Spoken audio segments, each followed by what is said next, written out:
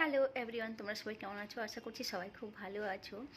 আগের সপ্তাহে বেশ কিছুদিন আগে আমি একটা ভিডিও করেছিলাম যে আজকে আমাদের গাড়িটা চলে গেছে, তার জন্য খুব মন খারাপ লাগছে। কিন্তু দুঃখের বিষয় হলো আমাদের গাড়িটা এখনও অবধি পৌঁছায়নি, প্রায় 20 দিন হতে যাচ্ছে। আর তাছাড়া আমরা খুব চিন্তায় আছি যে গাড়িটা আমরা হাতে আদৌ পাবো কি পাবো না।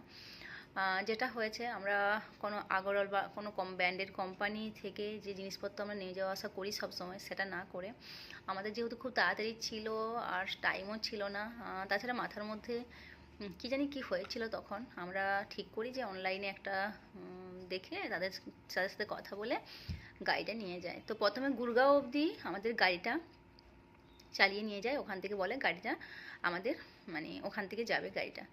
তো তখন বলে যে পেট্রোল কতটা বেশি নেই, তো পেট্রোলের জন্য টাকা দাও। আমি বললাম আমি ওইসব কিছু করতে পারবো না, যা কথা সব সন্তানের সাথে কথা বলতে হবে, পেট্রোল আমি এখান থেকে ভরে দিতে পারবো না। যাই হোক, তারপরে আমি তখন একটা ভিডিও করেছি ছোট করে, সেভাবে ভালোভাবে করিনি, জাস্ট আমি ব্লগ করার জন্যই করেছিলাম, পুরো ডিটেলস করিনি যে কী ব্যাপার কী বা যিনি নিয়ে যাচ্ছেন গাড়িটা তার তার ফটো মুখের মুখ তার ফেসও আমি নিইনি। তার সাথে যেটা হয়েছে সেটা হলো আমি ভিতরে কী কী আছে সব কিছু আমি ভিডিও করিনি, কিন্তু যেটা ভিতরে যা আছে সব মিলিয়ে হয়তো আমার যা আছে চলে গেলেও অসুবিধা নেই, কিন্তু গাড়িটা পাওয়াটা আমার কাছে খুব গুরুত্বপূর্ণ।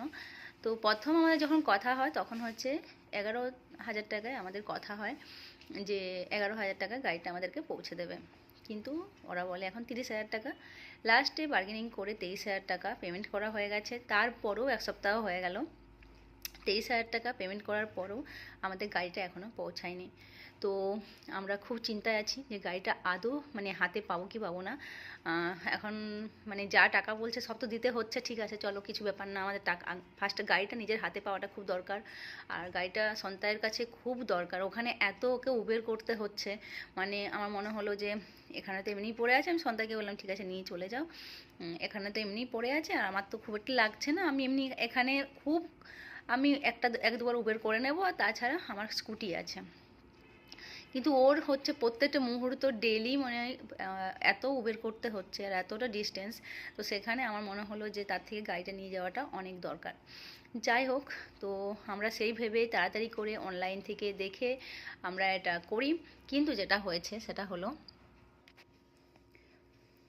আমাদের গাড়িটা এখনও পর্যন্ত পৌঁছায়নি। তার জন্যে তো আমার একটা কথা এখন খুব মনে হচ্ছে যে তোমাদেরকেও বলি যে আমরা সব সময় আমরা কেন অন্যকে বিশ্বাস করতে চাই না, এই জন্যই চাই না যে ঠিক আছে এই কোম্পানিকে বিশ্বাস করলাম, এরপরে যখন আমাদের জিনিসপত্র যাওয়া আসা শিফটিংয়ের ব্যাপার হবে তখন হয়তো এই কোম্পানিকে আমরা বিশ্বাস করে আমরা শিফটিংটা করাবো, এরকম ভেবেছিলাম।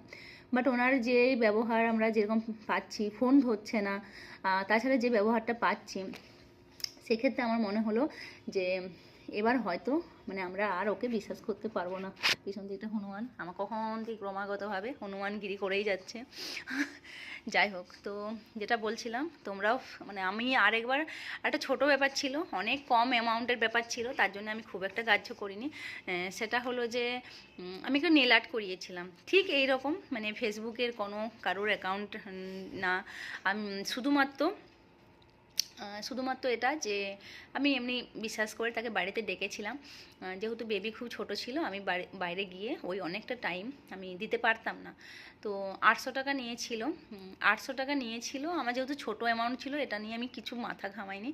তো নিয়েছিল আমার, ও নেল আর্ট বিকেলে করে দিয়ে গেল, রাত্রিবেলায় 10টার সময় আমার 2টো নেল উঠে চলে এলো, এতটাই বাজে করেছিল। তো যাই হোক, সেটা নিয়ে তো আমি কাউকে বলিনি এই জন্যে যে ঠিক আছে চলো কোনো ব্যাপার না। তবে আমি বিশ্বাস করি আর আমি কাউকে এরকম ধরনের মানুষকে আর ডাকি না, যে মানুষগুলো এরকম বিশ্বাসঘাতকতা এইরকম ব্যাপার আর কি, যেটা ভুলভাল করে। তো অনলাইনে এটা আমরা যে গাড়িটা নিয়েছি এটাও ভুল একটা হয়ে গেছে, আমাদের একটা বড় শিক্ষা হয়ে গেছে, হ্যাঁ না তো বড় শিক্ষা হয়ে গেছে। তো এটাও ভুলটা আর হবে না সেকেন্ডবার, কিন্তু কিছু করার নেই। এখন আপাতত আমাদের গাড়িটাকে হাতে পাওয়ার অপেক্ষায় আছি। না, আমরা তো পেয়ে গেছি।